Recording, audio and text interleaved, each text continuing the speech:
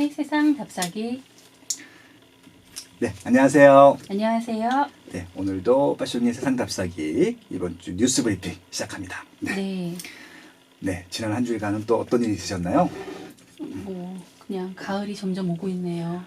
단풍 구경을 가야겠는데 아마 이번 주가 아마 마지막 피크일 것 같아요. 그래서 이번 주 저도 무조건 가보려고요. 어디로 가실 계획이죠? 서울시에서 네. 98곳을 선정해서 서울시에 있는 주요 단풍 놀이 현장을 저한테 메일을 보냈더라고요. 98곳이나 되나요? 네, 그래서 홍보를 해달라는 말씀이신지 아무튼 그 중에서 집에서 제일 가까운 곳 한번 찾아보려고 했는데 네. 용산구도 꽤 많더라고요. 제가 살고 있는. 그래서 용산구하고 종로구 네. 그리고 관악구 이 정도 한번 가보려고 해요. 네. 알겠습니다. 네. 네. 지난 한 주 잘 지내셨나요? 계속 바쁘게 살고 있고요. 네. 하루하루 지금 회사 일 하고 있고 회사에 또 새로운 또 팀장 와서 또 같이 또 얘기를 하고 있고 클라이언트와의 프로젝트 잘 진행하고 있고 예, 간간히 들어오고 있는 세미나 잘 참석하고 있고 그렇습니다. 세미나 외에도 네. 앞으로 11월 달 안에 강의 계획이라든지 특강 계획 같은 거 있으면 좀 알려주세요. 이제 정규 강의 월천 재테크에서 했던 거 끝났고요. 네. 올해는 정규 강의 그만하려고요. 네. 아유, 너무 힘들어. 정규 강의 한 번 하고 나면은 진이 다 빠져서 와이프가 정규 강의를 진짜 싫어해요. 그래서 아무튼 특강 몇 번 남았고요. 네. 지금 이제 한 특강 한 2번 정도 하면 될 것 같아요. 그리고 이제 근데 제가 기본적으로 언급하는 지역들은 네. 이제 안 좋은 기간이 있고, 근데 영원히 안 좋은 기간들이 있는, 그러니까 영원히 안 좋은 지역들은 아니에요. 분명히 회복되는 시기가 있을 텐데, 지금 경상남도도 워낙 오랫동안 조정을 받았기 때문에 이제 어떤 포인트들을 이제 봐야 되는지 조정기 때 그런 것들을 짚어드리려고 하고 있고요. 거제 차원에서 하는 것은 무료예요. 와, 정말요? 이게 네. 짧은 시간이기 때문에 무료로 하는데 네. 아주 그냥 많이 와주시면 좋을 것 같습니다. 많이 와주셔도 제가 돈을 더 벌거나 그런 건 아니지만 이왕 하는 거니까 좀 많이 오셨으면 좋겠습니다. 그럼 바로 뉴스 브리핑 시작할까요? 네. 네. 레미안 2년 만에 아파트 재건축 수주 루크.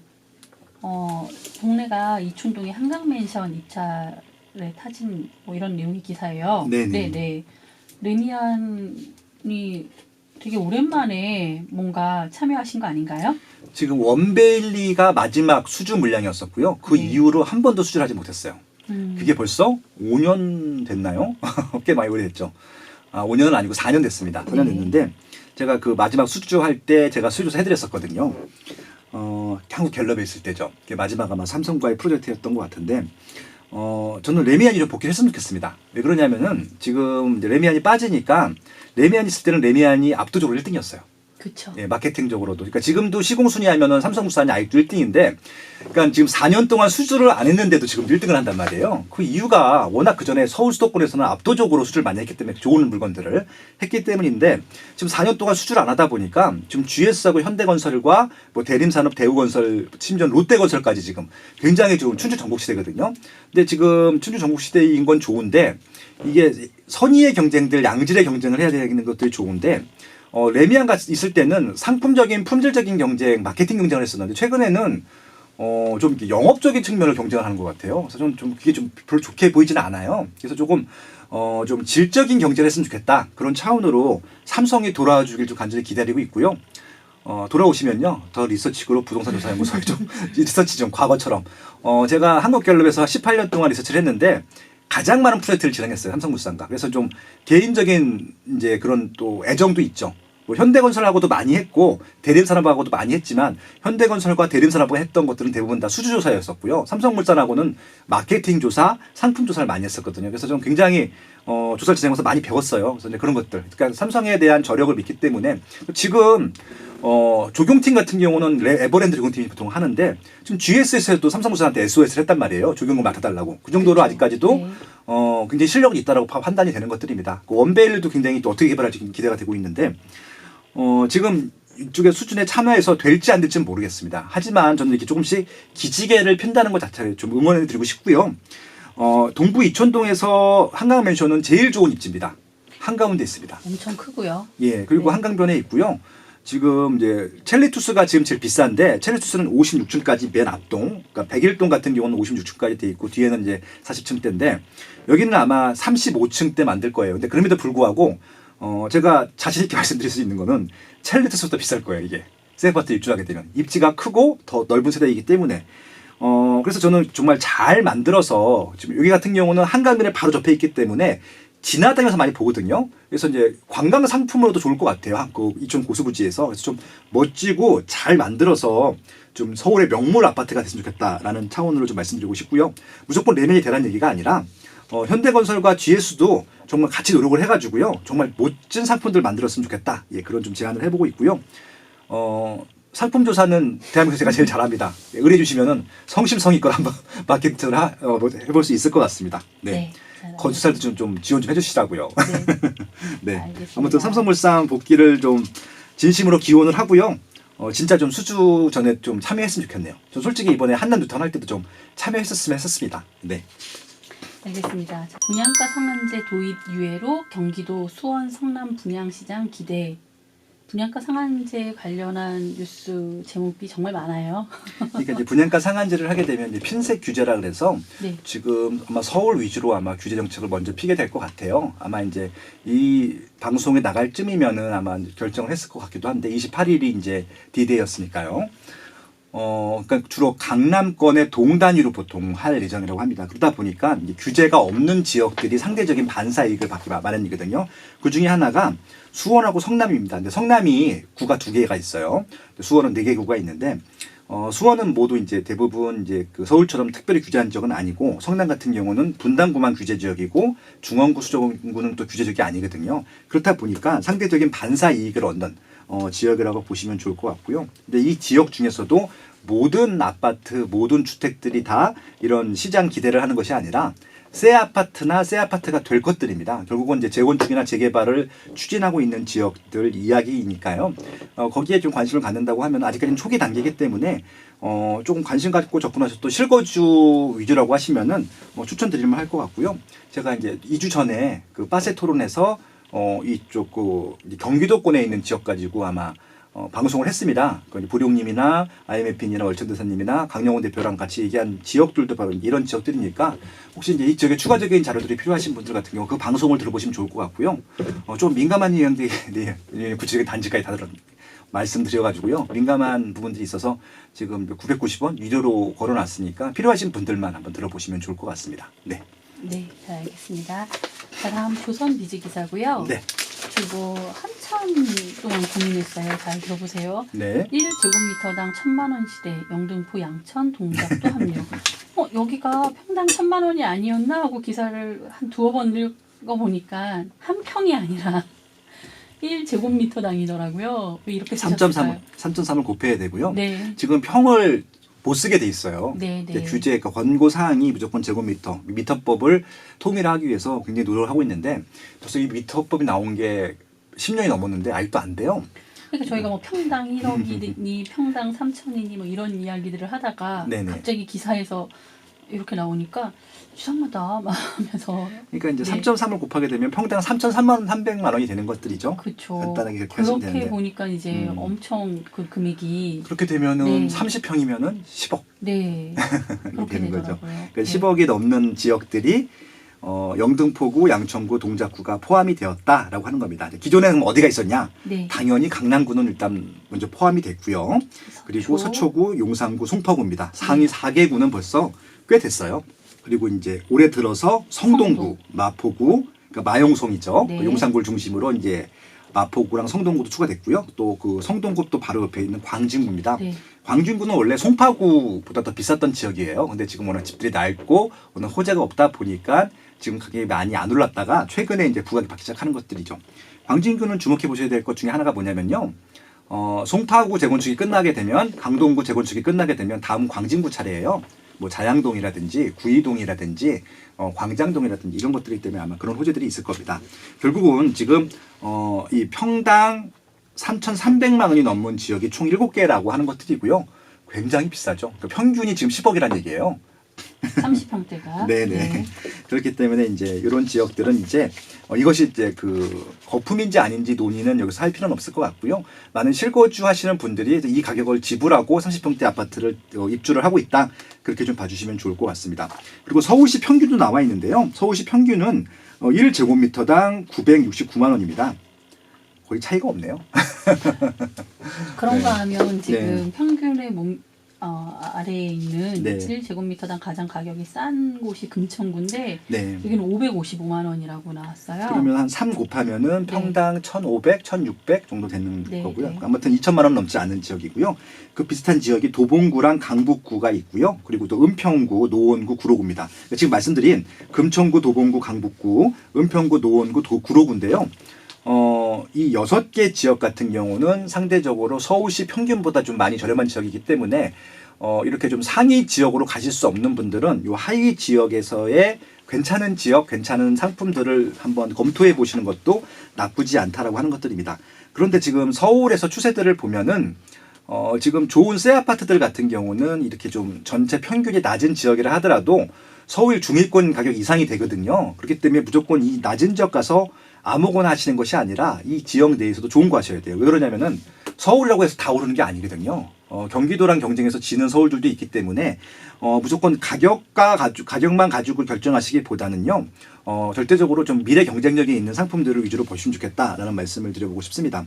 그리고 여기서 보면 이제 박원순 시장님이 인터뷰한 내용이 나오기도 해요. 서울시장이 균형 발전 정책을 추진하여서 강북 지역 재건축 재개발이 활발해진 상황이라고 합니다. 그래서 이제 이쪽에 강북 지역, 그러니까 이제 비강남권이라고 보시면 될 것 같아요. 꼭 강북 지역은 아니더라 하더라도요. 이쪽 서남권도 비강남권이니까 이 지역 같은 경우는 새 아파트로 옷을 갈아입고 있다는 표현을 썼습니다. 그렇기 때문에는 시세가 더 올라갈 것이라고 하는 것들이거든요. 그러니까 이제 서울시에서도 새 아파트가 비싸지는 것들은 어쩔 수 없는 것들입니다. 그러니까 이것들은 새 아파트들이 가격이 내려오길 기다리기보다는 적극적으로 더 비싸지기 전에 한번 새 아파트들은 실거주라고 하시면 확보하시는 것도 하나의 좋은 전략이 될 것 같다. 그렇게 좀 말씀드리고 싶습니다. 네. 두 집 중 한 집은 20년 된 아파트, 노후 아파트 비율 높은 지역 어디? 라는 제목의 기사예요. 네. 저는 이제 워낙 오래된 아파트들이 많은 지역에 살아서 그런지 20년 됐는데 뭘 노후 아파트라고 하지? 뭐 이런 느낌이 먼저 오는데요. 네. 네네. 어느 지역이 일단 뭐 있을까요? 그러니까 이게 이제 두 가지 개념이에요. 그러니까 보통 한 집에서 거주하는 평균 기간들이요. 제가 한국갤럽 했을 때 주거 실태 조사라는 걸 했었거든요. 네. 그걸 보면 평균이 한 9.8년 정도 돼요. 그렇게 되면은 한 10년 정도는 거주하기 때문에 네. 10년 정도 거주하게 되면 이제 구축이 아무리 신축이라도 구축이 되는 것들이거든요. 그래서 이제 이렇게 구축에 계속 사시던 분들 같은 경우는 신축에 대한 니즈들이 별로 없어요. 그래서 이제 이게 실제 구축에 산다 하더라도 대부분의 집들은 대부분 다 구축에서 구축으로 이사 다니기 때문에 별 불만들이 없는데 신축을 한 번이라도 경험한 세대들 같은 경우는 그 다음 집을 선택할 때 조금은 이제 구축에 대한 좀 매력이 떨어지는 것들이죠. 그래서 아직까지는 신축에 살아보신 경험이 많으신 분들보다 구축에 살아보신 경험이 훨씬 많다라고 일단 이 기사를 먼저 봐주시면 좋을 것 같고요. 지금 제일 구축이 많은 지역들 같은 경우는 대전광역시입니다. 52.67%고요. 근데 지금 지방에서 가장 핫한 곳이 대전이거든요. 핫한 이유 중에 하나가 이렇게 구축이 오래됐기 때문에 최근에 신축들이 좀 공급되기 시작했거든요. 그래서 신축들 위주로 가격이 오르기 시작한 거예요. 지금 뭐 서구라든지 유성구 같은 경우가. 그래서 뭐 대전 같은 경우는 유성구가 그 미분양 관리 지역이었어요. 미분양 물량이 많았다가 최근에 7월 달에 해제가 됐거든요. 그만큼 이제 신축에 대한 수요가 증가하는구나. 그렇게 봐주시면 될 것 같아요. 결국은 여기 대전광역시부터 세종특별시까지 각 지역, 광역 지자체별로 노후 아파트 비율이 나오는데 노후 아파트가 많으면 많을수록 신규 아파트에 대한 선호도가 높을 것이고 노후 아파트에 대한 비율이 적으면 적을수록 뭐 신축이든 구축이든 뭐 크게 이게 좀 아직까지는 이렇게 분화가 스펙트럼이 더 넓어지지 않았다. 그렇게 좀 봐주시면 좋을 것 같습니다. 그래서 결국은 여기는 지금 17개 광역 지자체별로 돼 있지만 요거 통계청이라든지 각 지자체 통계자를 찾아보시면요. 동단위까지 나와 있어요. 그래서 그런 것들을 좀 꼼꼼히 보셔갖고요. 내가 이사가고 싶어하는 지역들에 있는 노후 아파트 비율을 좀 보시고 여기가 좀 노후 아파트 비율이 많다. 그러시면 신축 일주 가시면 좋을 것 같고요. 아직까지는 노후 아파트 비율이 적다. 그러면 좀 적당한 거 골라 가시는 것들도 하나의 좀 좋은 방법이 될 것 같다. 그런 말씀 드려보고 싶습니다. 네. 네. 잘 알겠습니다. 다음 기사고요. 네. 매일경제 단독입니다. 예. 국민평형 전용 84제곱미터도 3.3제곱미터당 1억 원 넘어섰다. 평당 1억 원이라는 말이죠. 이게 작년부터 네. 예, 굉장히 많이 회자가 됐잖아요. 그 이제 그 아크로 파크 얘기인데 그렇죠. 1억 원이 넘었다 아니다 갖고 좀 굉장히 논란이 있었는데 결국은 이제 작년 거는 아니다라고 판정이 됐었는데 올 초까지도 문제가 됐었죠. 심지어는 국회 뭐 청문회 할 때도 이게 나왔었고요. 국정감사할 때 나왔었거든요. 제가 근데 그때 뭐라고 논평을 했었냐면은 그거 따질 필요 없다고 말씀드렸거든요. 올해 안에 분명히 넘어간다고 말씀드렸었어요. 제가 한 3번 정도 언급했으니까 아마 기억하실 텐데 넘었잖아요. 그러니까 이게 중요한 게 9,900이든 1억이든 그게 중요한 게 아니라고 말씀드렸잖아요. 이게 어떻게 인플레이션 때문에 무조건 올라갈 수밖에 없는 것들이고요. 그것보다는 제가 어떤 말씀을 드렸냐면은 어떤 아파트가 어떤 입지에 어떤 아파트가 지금 가장 비싼지 그거를 따져보려고 말씀드리고 보는 것들이잖아요. 지금 아크로리브 파크, 그러니까 서초구 반포동에 있는 아크로리브 파크가 16층이 34평형이 34억 원에 거래가 됐기 때문에 이건 1억 원이 맞잖아요. 네. 근데 이제 논쟁은 끝난 겁니다. 이제 1억 원이 나왔기 때문에 그리고 이제 한 달 전에 24평도 이미 1억 원이 넘었었고요. 이제 논쟁이 다 끝난 것들이잖아요. 그러니까 지금부터는 평당 1억 원 논쟁이 중요한 게 아니라 이게 평당 1억 원이 넘어가게 되면 많은 분들이 오해하고 계신 게 다른 아파트들도 다 평당 1억 원이 넘어갈 거라 생각을 하세요. 절대 그건 아니고요. 이 정도 급이 되어야지 1억 원이 넘어간다는 말씀을 다시 한번 드리고 싶고요. 특히 이런 아파트가 많이 올라간다고 해서 서울에 있는 구축들 따로 올라가지 않습니다. 그건 다른 문제거든요. 여기는 수요가 많은 거고요. 수요가 없는 아파트들은 계속 가격이 빠질 거예요. 그건 분명히 구분해서 보시면 좋겠다라고 하는 것들입니다. 결국은 입지가 좋고 입지가 좋은데 새 아파트고 특히 사람들이 좋아하는 선호도가 많은 아파트들은 가격이 이게 좀 대세 상승기가 아니라 하더라도 꾸준히 오른다라는 것들로 접근하시면 좋겠다라는 말씀을 드리고 싶고요. 결국은 우리가 지금 미래 살 집, 지금 당장 살 집들 아니면 곧 이사 갈 집을 선택하실 때 이렇게 가치가 꾸준히 올라가는 집을 선택하는 것들도 방법이지 가격이 비싸다고 포기하시면 안 되고요. 가격이 싸다고 선택하시면 안 돼요. 이건 분명히 구분하셔야 된다는 말씀을 드려보고 싶습니다. 네. 다음 한국경제지사고요. 네. 저금리에도 문정, 마곡, 오피스텔은 찬바람. 수익형 인기 예상 빗나가 뭐 이런 내용의 기사예요. 네. 요즘 막 보면 오피스텔이 좋다고 말씀하시는 분들이 많잖아요. 워낙 금리가 떨어져 있으니까. 그렇죠. 네. 늘 소장님이 근데 오피스텔이라고 무조건 다 좋은 게 아니다라고 말씀을 몇 번 언급하셨는데 네. 이 기사 어떻게 보시나요? 대한민국 부동산 투자라는 책 꼭 읽어보시고요. 제 한파션의 세상 답사기 블로그에서 오피스텔로 검색해 보시면 100개 정도 칼럼이 나올 겁니다. 꼭 한번 주요 칼럼들은 읽어보시면 좋겠고요. 100개 맞나요? 더 될 겁니다. 진짜 장담하는데. 아무튼 이 말씀을 드린 이유는 뭐냐면요. 오피스텔은요. 접근하는 방법들이 일단 접근하시기 전에 결정을 하시고 접근하셔야 돼요. 시세 차익 목적인지 월세 목적인지 분명히 결정하셔야 될 것 같고요. 월세 목적이라고 하시면은 월세 수익률로 어느 정도 기대를 하시는지 분명히 선을 거놓고 들어가셔야 되는 겁니다. 왜 그러냐면은 이 월세 수익이라고 하는 것들은 과거에 세팅해 놓은 것들은 상관이 없겠지만 최근에 세팅되는 것들은 금리와 연동이 되는 것들입니다. 지금 금리가 저금리 시대잖아요. 지금 기준금리가 1.25예요. 더 떨어질 가능성이 높고요. 그러다 보니까 제가 그때 말씀드렸다시피 기준금리에다가 한 2% 정도 더한 수익률이 기본적인 시장 수익률이라고 보시면 되는데 그럼 3.3% 정도 되잖아요. 그러면 3%보다 좀 높아야 돼요. 제 생각에는 곱하기 한 2 정도는 돼야지 안정적인 임대 수익률이 나온다고 볼 수 있는데 그게 안 된다라고 하면은 이걸 굳이 월세 수익률만 보고 들어가기에는 좀 무리가 있다는 것들입니다. 그래서 지금 문정이라든지 마곡 같은 경우는 새로 신규로 개발된 신도시이기 때문에 대부분 새 오피스텔이고 과거에 세팅한 것이 아니기 때문에 월세 수익률이 시장 수익률의 거의 한 플러스 2% 정도밖에 안 될 것 같아요. 그럼 3% 수익률이면은 제 생각에는 높은 월세 수익률은 아닙니다. 그러면 시세 차익이 나지 않으면은 단순히 접근하게 되면 문제가 생길 수 있고요. 또 이렇게 또 신도시 같은 경우는 계속 공급이 돼요. 그래서 이 공급된 것들이 마무리될 때까지는 계속 높을 수가 없고요. 월세 수익률이. 또 문제가 뭐냐면은 오피스텔은 오피스텔끼리 경쟁하는 것뿐만이 아니라 도시형 생활주택, 다세대 빌라 중 새 것들과도 경쟁을 해야 되고요. 심지어는 소형 아파트하고도 경쟁을 해야 돼요. 근데 오피스텔만의 차별에 대한 뭐가 없으면요. 그것들과 경쟁해서 이길 수가 없거든요. 그래서 좀 조심스럽게 접근하셨으면 좋겠다라는 말씀을 드리고 싶고요. 그게 문정이나 마곡이라 하더라도 마찬가지라는 것들입니다. 아파트랑 다르다는 것들이죠. 만약에 문정이나 마곡에 새 아파트다. 그러면 걱정하실 거 하나도 없어요. 근데 그건 경쟁 상품이 없기 때문에.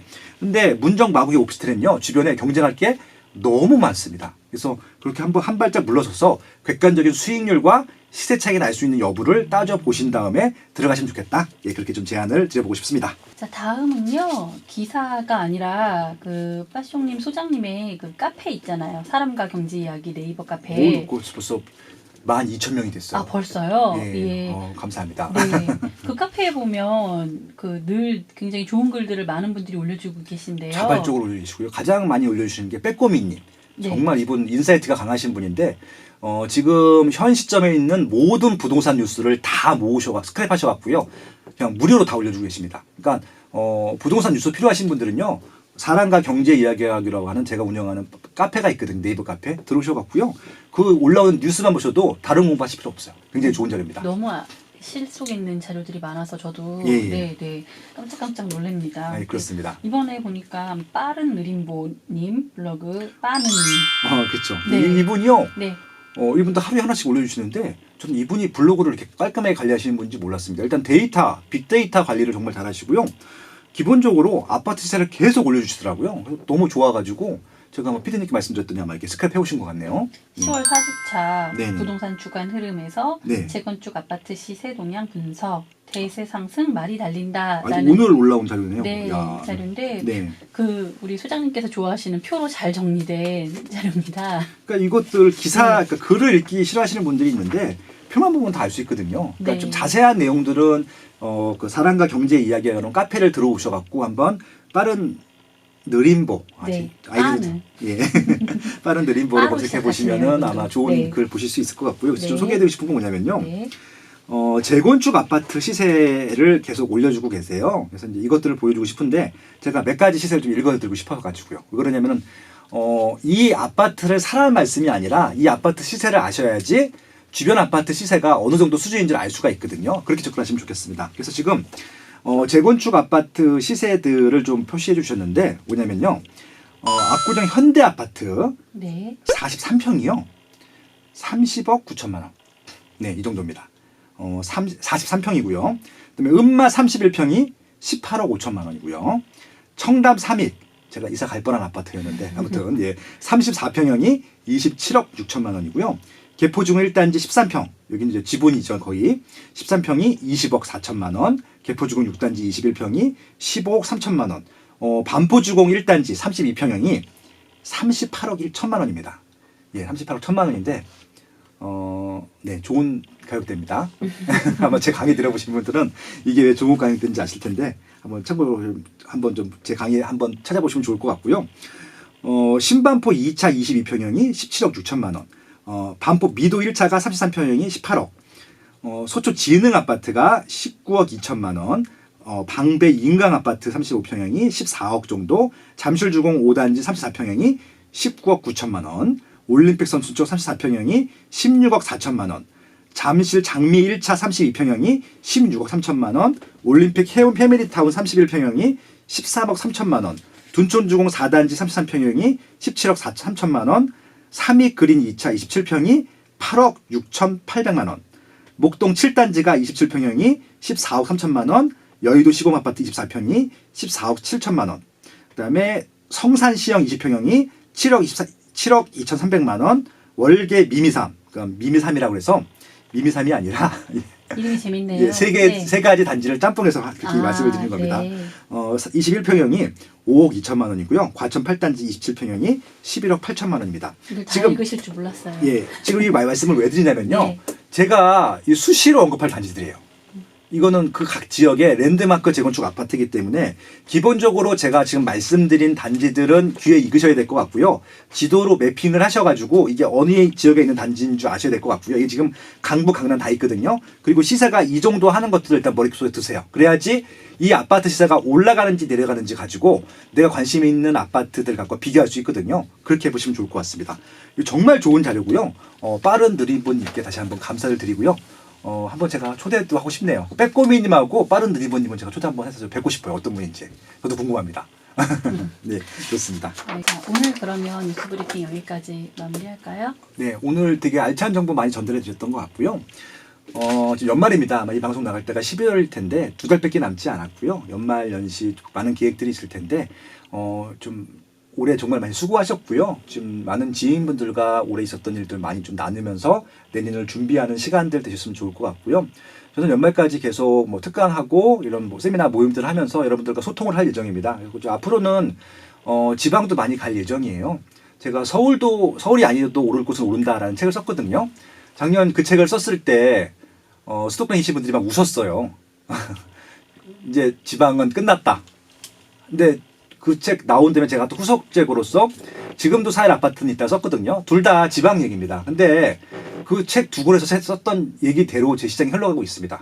그러니까 제가 점쟁이라서 그렇게 말씀드린 것이 아니라 사람들이 사는 곳은 분명히 사는 이유들이 있고 그 사는 곳에서는 분명히 인기가 있는 곳이 있고 미래 가치가 있는 곳이 있다고 말씀을 드렸거든요. 제가 그 두 책을 쓸 때에 서울 수도권에 관심 있었던 분들은 웃으셨을지는 모르겠지만 좀 진지하게 썼고요. 잘 열심히 썼다고 생각을 합니다. 근데 이 말씀을 왜 드리냐면요. 그러니까 제가 책을 내는 것들에 대해서 책을 많이 팔아먹어서 뭐 돈을 벌려고 하신다고 하시는 분들도 있어요. 근데 솔직히 그렇게 하려고 하면은 저는 서울 수도권에 있는 재건축 재개발책만 쓰면 돼요. 근데 제가 자꾸 지방 얘기를 쓰는 얘기는 대한민국 부동산 투자부터에서 4부작이거든요. 그렇게 네 권을 다 읽게 되면요. 서울뿐만이 아니라 전국에 있는 18개 지자체에 있는 모든 아파트 시장을 한눈에 다 알 수 있어요. 그다음부터 어떤 지역을 보든지 간에 여러분들 인생이 달라지기 때문에 네 권을 완성시키기 위해서 이렇게 썼던 것들입니다. 그래서 아마 제가 2년 동안 네 권을 썼는데 그 책만큼은 도서관에 있으니까 빌려보셔도 좋을 것 같고요. 한번 쭉 일독을 하시면요. 제가 지금부터 말씀드린 뉴스 브리핑이라든지 뭐 특강이라든지 이런 것들을 좀 더 효과적으로 볼 수 있기 때문에 말씀을 드리고 싶은 겁니다. 거제나 창원 무료 강의 제가 말씀드렸는데 오시는 분들은요. 지금도 사열 아파트는 있다 하고 서울이 아니어도 올 곳을 오른다. 꼭 읽어보시고 오시면 좋겠다는 말씀을 드려보면서 오늘은 방송 이만큼 마치도록 하겠습니다. 네, 오늘도 고생하셨습니다. 예, 고맙습니다. 네.